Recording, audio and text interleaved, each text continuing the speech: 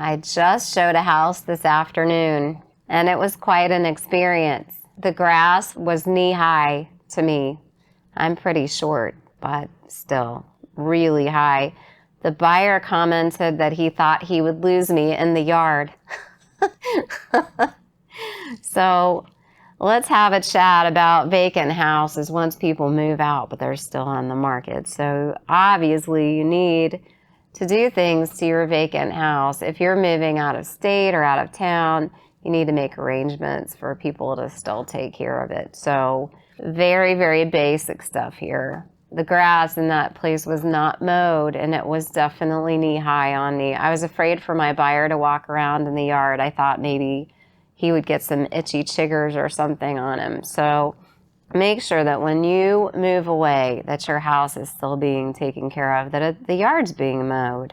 The house was not cleaned. It looked like someone just moved right out without sweeping the floors, without vacuuming, without cleaning the windows, without doing those things that just need to be done in order for the house to show its best.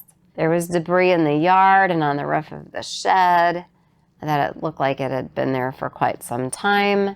When your house is on the market, those things really cost you a lot of money. It looks like over time the siding had been damaged, but nobody had taken care of it.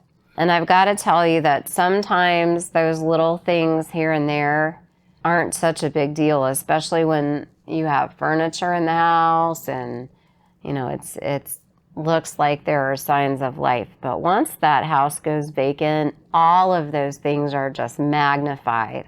You don't have furniture for someone to get an overall feel of how pretty it is anymore.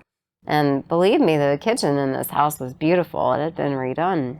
But because the maintenance was not being done, the deferred maintenance was definitely overshining the house. And so you need to really have those things in place. Your vacant house needs to be practically in perfect condition when you leave.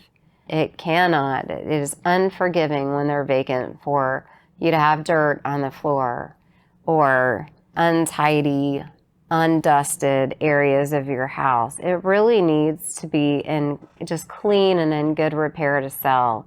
You cannot afford to leave your house in disrepair or unmaintained.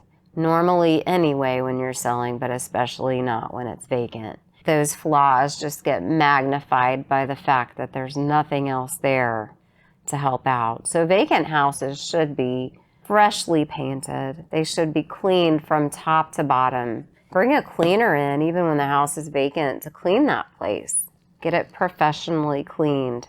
You can't have dents, dings, dirt, any of those types of things because it is unforgiving in a vacant house. So keep that in mind. If you're getting ready to move out of town and you're going to have to sell your house from a distance, you really need to have a lawn service taking care of the lawn. You need to have a cleaning service go in every once in a while and just make sure that it's nice and maintained. You need to have someone checking on that house to make sure that the weather has not done something to damage it, or that just sitting around without normal life going on in it, causes things to kind of conk out. You really need to have somebody looking in, making sure there are no new leaks, that nothing is going wrong. And that vacant house, it should be a plus for someone who's looking to move in right away instead of waiting on someone to have to vacate. So make sure that house is just ready to go for someone else. And if they come in and the price is right and they perceive that they can move themselves right in and that things are clean and well lit and ready to go, you shouldn't have any trouble selling your vacant house at all. On the other hand, if you leave it in disrepair and it's not being loved by anyone at all, it's going to cost you thousands and thousands of dollars, which is unfortunate, because they should indeed be places where people can feel like they can go ahead and close quickly and move right in. If you have questions about this topic or any other, please feel free to reach out to me by phone, text, email, private message. And if you're watching on YouTube, please feel free to subscribe. Thanks. Bye.